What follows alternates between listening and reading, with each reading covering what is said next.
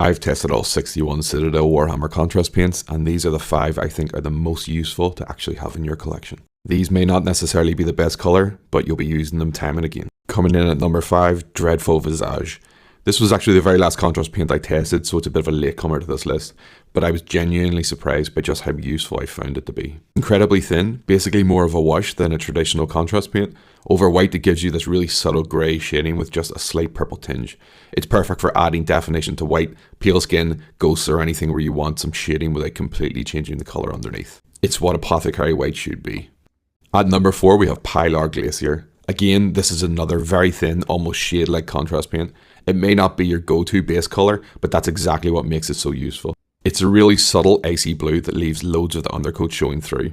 Over white, you've basically got an instant cold effect, making it perfect for ice, frost, magical effects, or adding some blue shading to white armour.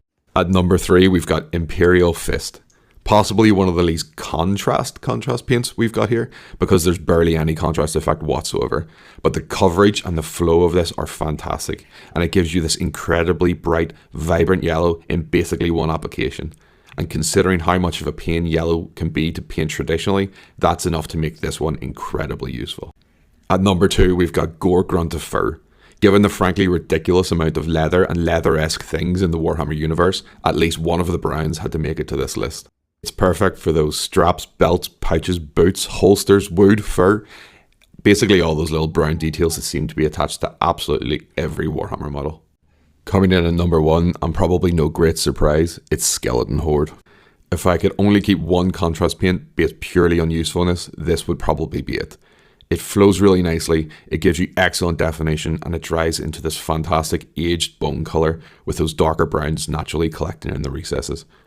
Bone, skulls, teeth, horns, claws, parchment, purity seals, there are so many uses for it. I think this definitely takes a well-deserved number 1 spot. So again, these may not be the 5 best colours in the contrast collection, but they are certainly 5 of the most useful. What contrast paint do you find yourself using the most? Let me know in the comments.